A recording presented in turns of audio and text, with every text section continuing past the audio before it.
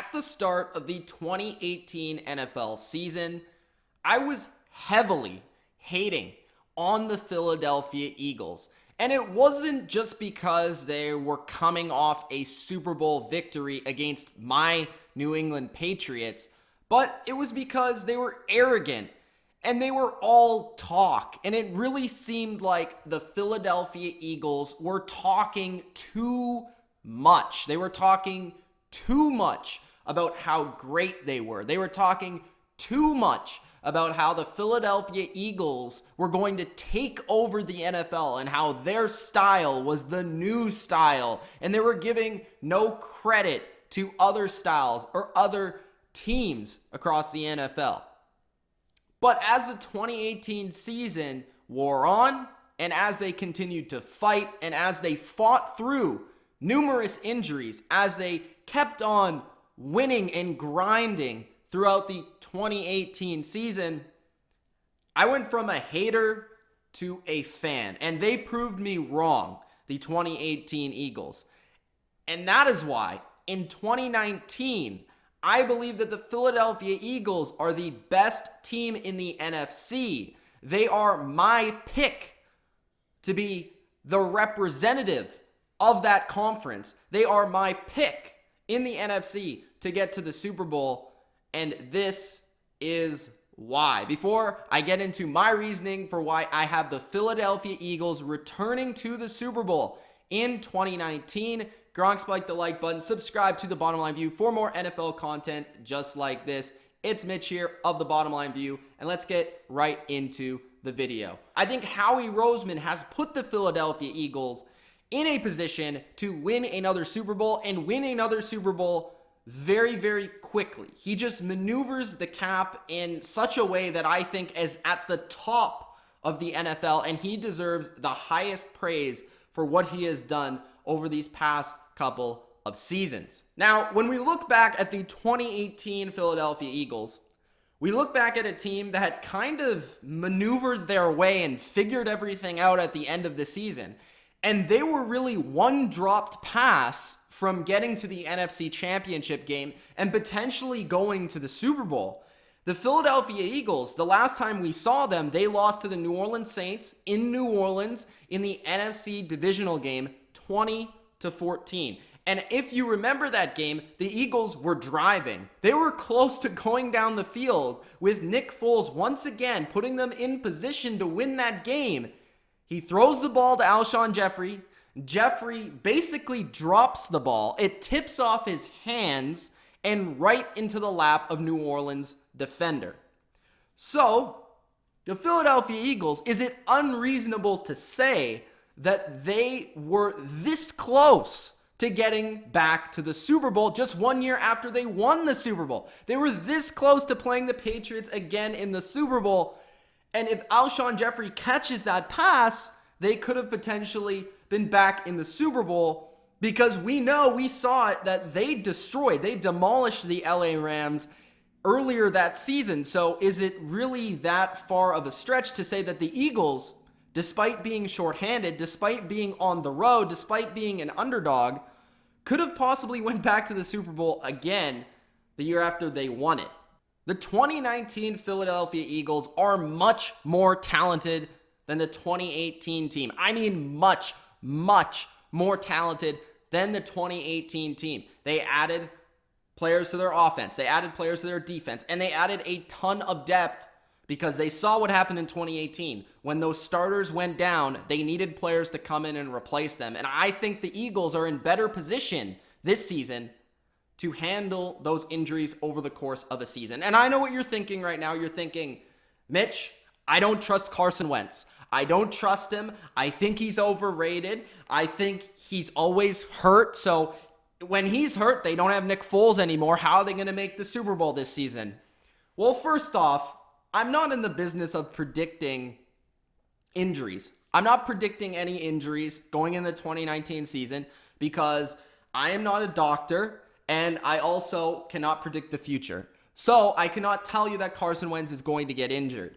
But at the same time, would the Philadelphia Eagles sign Carson Wentz to a extension without knowing that this guy is healthy, without knowing that this guy is in the best shape he has been in at least 2 seasons. Also, he's not overrated. The best Philadelphia Eagles team I have ever seen was the Eagles team, not that beat the Patriots in the Super Bowl, but the team earlier that season with Carson Wentz in MVP mode, because Carson Wentz was going to be the MVP of that year, of that season. That team was unstoppable. That team was dominant. Now, the Nick Foles team was great as well, but the best Eagles team I've ever seen was that 2017 regular season Philadelphia Eagles with Carson Wentz under center. They were special. According to Warren Sharp, who's a very smart football mind, he's one of the biggest, brightest football minds right now in the community. He basically said that Carson Wentz recorded the best third year in NFL history. He actually ranks first in passer rating in a third season of a quarterback's career with a 102.2. He also ranks first in completion percentage with 69.6. Now, I'm not a huge fan of the completion percentage stat, but he does finish first in that category. He also finished first in the highest passer rating. And he did this while being injured. He was playing or coming off of a torn ACL, and he was playing with a broken bone in his back. He also did this really without any deep threat wide receiver. He did this without a receiver catching over 65 passes, and he didn't even have a running game. This guy had no running game. The running backs on this team, they didn't even average over 4.3 yards per carry. The offense around Carson Wentz is much better going into 2019. They added a deep threat. They brought back my man Desean Jackson. He is back in Philadelphia, and he's going to be able to stretch the field. And what does a deep threat do for an offense, especially when the Eagles didn't have a deep threat last year? It opens up the underneath. It opens up Zach Ertz. It opens up Nelson Agholor. It opens up even Alshon Jeffrey. So Desean Jackson, even if he's not catching 10 passes or 7 passes or 8 passes a game, even if he's not going for 100 yards, that is still in the back of defensive coordinators' minds that they need to play a different style of coverage. They need to be aware of Desean Jackson's speed. And don't get me wrong, Desean Jackson, he can still run. He can still burn corners in the NFL. And he can still go 60 yards to the house. This was an excellent pickup, an excellent trade by Howie Roseman and the Philadelphia Eagles to bring in a player and a position and a part of this offense that the Eagles have not had. And I would say 2 seasons. You know, Torrey Smith kind of was in that role when they won the Super Bowl, but he's not anything like Desean Jackson. So this is going to bring an element to this offense that's going to be electrifying and interesting to watch, because how will a defense defend all of these targets that the Eagles have now that they have a deep threat to complement those targets underneath? Then you're talking about Alshon Jeffrey on the outside. You're talking about Nelson Agholor in the slot. 2 very good receivers in their roles. Zach Ertz is a top-notch tight end. Not to mention, Goddard, the kid that they had last year, he was excellent in certain games, and I think he's only going to get better with experience. You add him as the second tight end. Now you have just different formations and different things you can do in the passing game, whether it's a 3-receiver set, 2 receivers, 2 tight ends. And then you look at the running game. The running game is going to be so much better for Philadelphia this season because they actually have quality runners to give the football. Last year, they didn't have that. This is the best running game Carson Wentz has ever had as well.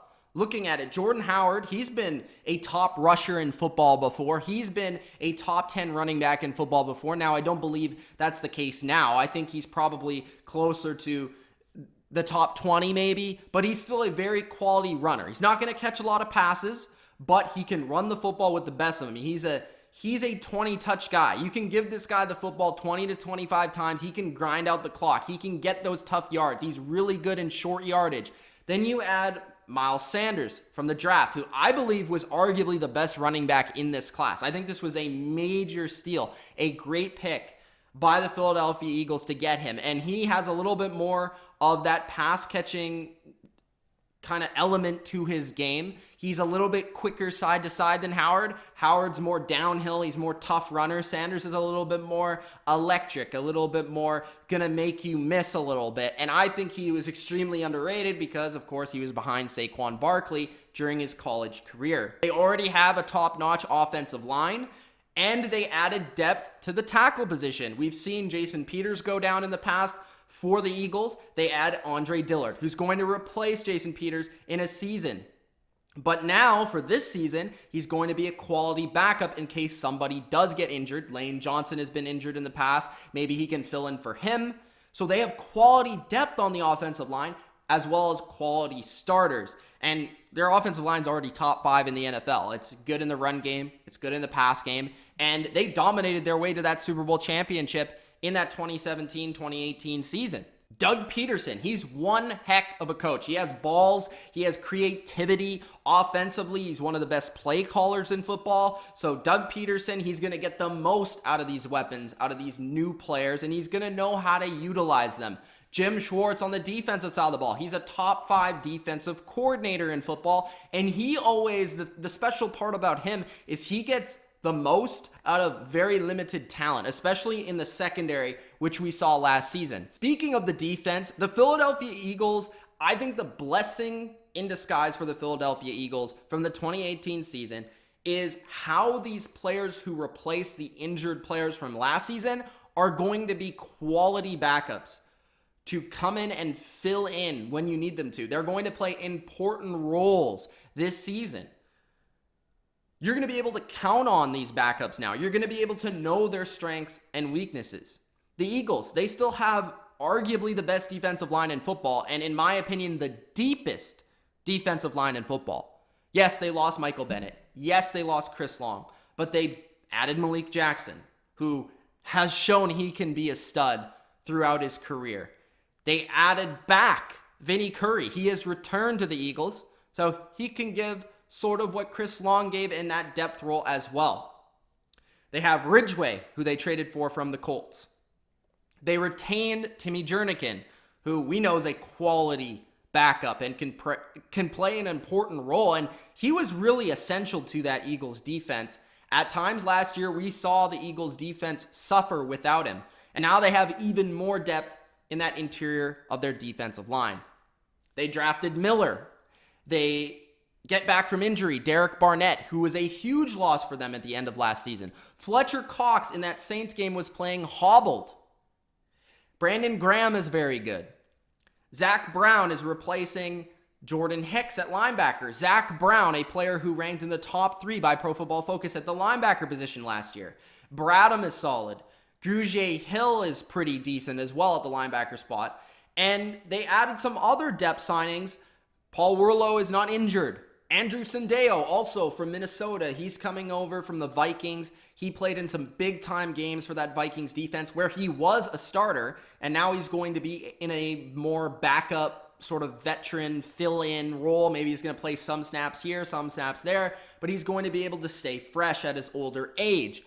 The Philadelphia Eagles, if you haven't noticed, they have no holes on their roster. I am extremely confident in this roster, and yes, Carson Wentz has to stay healthy, but if he does, there is no doubt in my mind that the Philadelphia Eagles are the favorites of the NFC. They are the team that I believe will make the Super Bowl out of the NFC. They are arguably the most talented roster pound for pound in the NFL entering the 2019 season, and I have the Eagles going back to the Super Bowl.